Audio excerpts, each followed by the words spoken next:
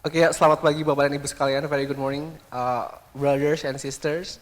Uh, Kalau kita ngomongin ekonomi, ya, ada salah satu statement yang disampaikan dari salah satu profesor saya dulu, zaman saya masih kuliah di Columbia University. Dia bilang bahwa the strong economic begins with the well-educated workforce. Jadi, brothers and sisters yang ada di sini tuh salah satu yang paling penting dari sektor atau faktor seberapa baik suatu negara, ya, khususnya di bidang ekonomi. Kita akan lihat di slide yang pertama, kita memiliki mimpi pemerintah Republik Indonesia. Next slide please. Baik, bisa Bapak dan Ibu, brothers and sisters, lihat di sini bahwa Indonesia memiliki mimpi besar di tahun 2045 yang tadi pun sempat disampaikan oleh Pak Nanan dan juga beberapa speakers sebelumnya, bahwa kita ingin mencapai produk domestik bruto kita di 23.000 US dollar, sehingga di pit stop pertama kita yang harus kita tarik untuk Indonesia mencapai mimpi besar ini di tahun 2036, kita akan keluar menjadi dari negara middle income trap. So berangkat dari mimpi besar inilah pemerintah menetapkan gitu ya RPJMN di tahun 2020 sampai tahun 2024 supaya long term objektif yang di 2045 ini bisa kita capai. PDB PDB 23.000. Nah, banyak strategi yang pemerintah Republik Indonesia tentukan, Bapak dan Ibu sekalian. Next, please. Salah satunya adalah memperkaya gitu ya sektor hilirisasi, di mana kita memiliki potensial besar. Yang pertama itu adalah dari sisi copper. Kita memiliki cadangan terbesar ke-7, kemudian dari tin atau timah, kita memiliki cadangan terbesar kedua, dan yang paling utama yang menjadi fokus utama diskusi pada bagian saya pada siang hari ini adalah di area nikel, di mana potensial nikel Indonesia merupakan potensial terbesar di dunia. Selanjutnya, sehingga berangkat dari apa yang mau kita achieve di tahun 2045 dan apa yang kita punya, sehingga untuk mengkonversi, mentransformasi ekonomi dari commodity base ke industrial base itu merupakan salah satu action plan yang harus kita lakukan. Next slide please. Oke, kalau kita bicara nikel, Bapak dan Ibu sekalian, selanjutnya ada nikel kadar tinggi dan juga nikel kadar rendah. Ya.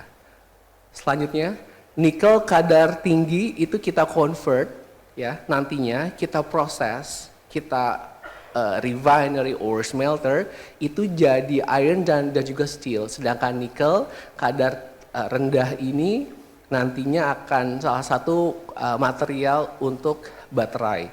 Kalau bisa Bapak dan Ibu lihat di deck yang saya tampilkan di sebelah kiri, bahwa 3 tahun berturut-turut dari tahun 2020, 2021, 2022, Indonesia menempati ranking ketiga sebagai eksportir dari iron dan juga steel. Ya.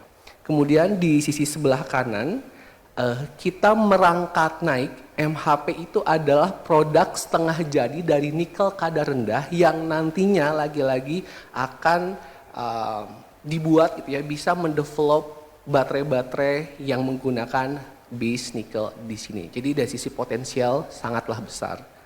Next slide please. Ya, dari mimpi yang ditetapkan oleh Republik Indonesia, Harita Nikel mengambil kesempatan di sana.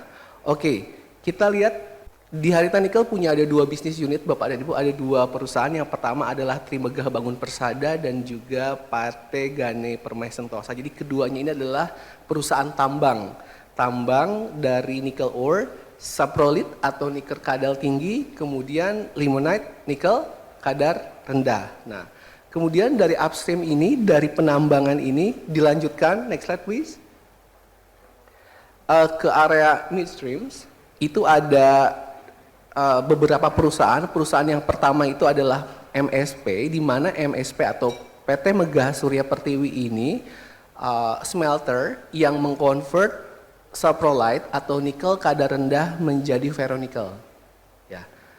Selanjutnya, kemudian ada satu perusahaan lainnya, gitu ya, yang memproses limonite atau nikel kadar rendah yang kita sebut limonite itu menjadi mixed hydroxide precipitate atau MHP, dan sekarang lagi-lagi kami di Harita Nikel mencetak achievement baru gitu ya sebagai plant untuk pengolahan nikel sulfat dan juga kobalt sulfat pertama di Indonesia dan terbesar di dunia. Jadi MHP yang sebelumnya atau mixed hydroxide precipitate yang sebelumnya sudah kita refinery, kita olah, kita bisa lanjutkan lagi di midstream itu mengkonvert menjadi nikel sulfat dan juga kobalt sulfat.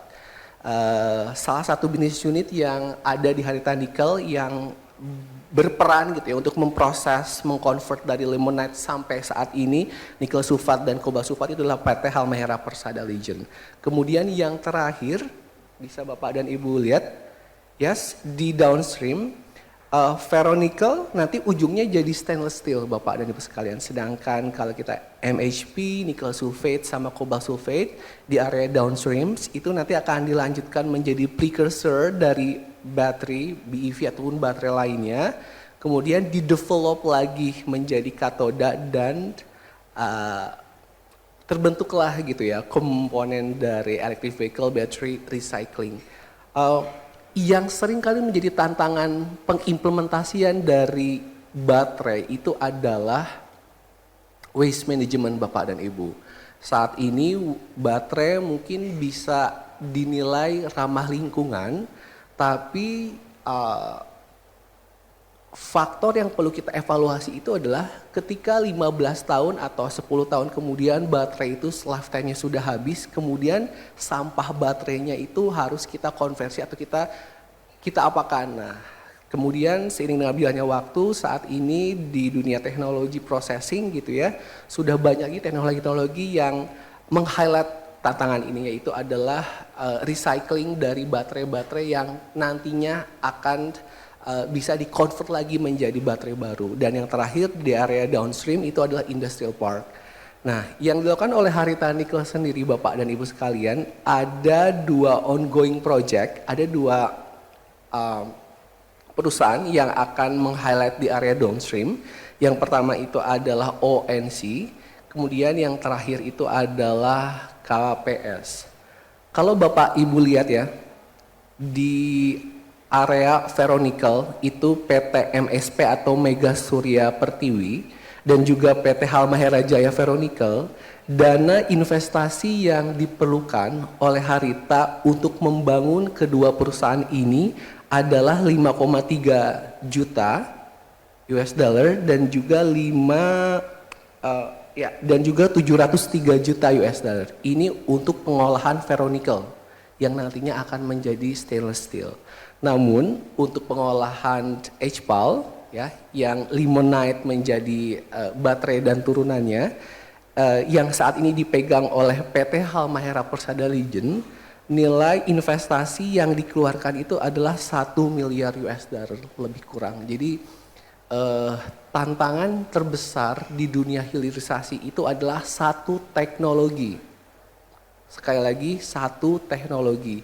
Jadi di Indonesia di beberapa perguruan tinggi maupun lembaga research institute gitu ya, teknologi pengolahan nikel itu menjadi PR terbesar, sehingga alasan pertama ini alasan yang menjadi alasan yang paling besar gitu ya, kenapa Indonesia perlu mengengage negara lain yang dari sisi teknologi sudah bisa memproses mineral-mineral yang kita punya. Dan yang kedua tentu saja adalah capital. Jadi alasan-alasan kenapa gitu ya di Indonesia kita perlu adanya partnership dari negara lain, alasan utama adalah teknologi. Bagaimana dengan peran putra bangsa gitu ya dalam mendevelop teknologi processing ini? 2 minggu yang lalu saya menghadiri juga Metallurgy Forum yang diadakan oleh Institut Teknologi Bandung gitu ya. Memang progresnya sudah luar biasa baik. Hal-hal yang kita lakukan sekarang, transfer teknologi ini pun yang akhirnya kedepannya akan membuat potensi dari Indonesia dalam mengolah nikel ini akan menjadi lebih baik. Sementara itu dua alasan utama kenapa kita perlu partner dari negara lain dalam membuat proses dari hilirisasi di area nikel. Selanjutnya, ini adalah slide terakhir Bapak dan Ibu sekalian dari yang saya sampaikan. Apa sih gitu ya tantangan dan juga peluang dari industri nikel khususnya dari kacamata Harita Nikel. Kami mendefine dari pastoral analysis, politics, economics, society, technology, and legals. Next please. Dari sisi politics, ya yang pertama dari competitions, black campaigns, ya serangan-serangan yang ditujukan kepada perusahaan-perusahaan yang berjuang untuk membangun hilirisasi ini merupakan tantangan yang pertama kita identifikasi, politics. Kemudian di area ekonomi yang bisa kita identifikasi adalah yang pertama adalah high cost investment. Seperti yang sudah saya sampaikan sebelumnya bahwa industri hilirisasi ini merupakan industri padat modal. Kemudian yang kedua itu adalah OEDB, Ease of Doing Business in Indonesia. Kita masih ranking ke-73 Bapak dan Ibu sekalian di tahun 2019. Kemudian GCI or Global Competitiveness Index, itu kita masih ranking ke-34 dan yang terakhir adalah volatility in price waiting for externals gitu ya. Kalau Bapak dan Ibu yang berkecimpung di ekonomi, kita banyak sering ngomongin VUCA, volatile, uncertain, complex, and ambiguity. Ini pun masih suatu yang challenge yang harus kita sama-sama perangi atau kita selesaikan bersama gitu ya. Kemudian dari sisi society, yang pertama adalah public perspective, limited of reference. Ini pun yang menjadi tantangan yang kami miliki. Kenapa public perspective misalkan? Bapak Ibu cuma lihat kalau di smelters ada asap putih gitu ya. Wah ini mencemari udara, itu adalah steam, uap air. Gitu. Jadi hal-hal atau apa ketika ada bagian air yang sedikit berwarna, kalau dari sisi perspektif geological gitu ya, ini adalah karakteristik tanah laterit. Hal-hal ini yang kami di industri pun masih berjuang gitu ya, bagaimana memastikan bahwa meyakinkan operasional yang dilakukan itu complies dengan regulasi maupun concern ESG, environmental, social, and also governance. Kemudian adanya inadequate of trained human resources, yes we have no technology, jadi bagaimana kompetensi dari masyarakat Indonesia ataupun ya Indonesia gitu ya, secara keseluruhan itu merupakan menjadi gap yang harus kita selesaikan bersama. Kemudian teknologi, sudah saya highlight beberapa kali, kemudian dari si legals, regulations yang terus berubah walaupun dibuat ya untuk membuat meningkatkan resiliensi dari industri, dan yang terakhir adalah environmental, each file tailings issue atau huge number of volumes.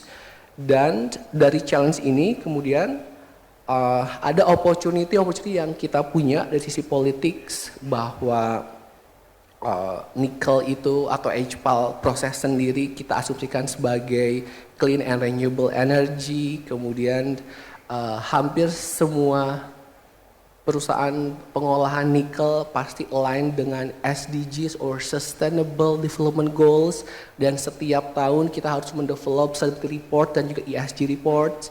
Kemudian dari sisi ekonomi, dukungan dari pemerintah, kemudian topik electrical vehicle yang booming itu pun dijadikan sebagai opportunity dari nikel industri.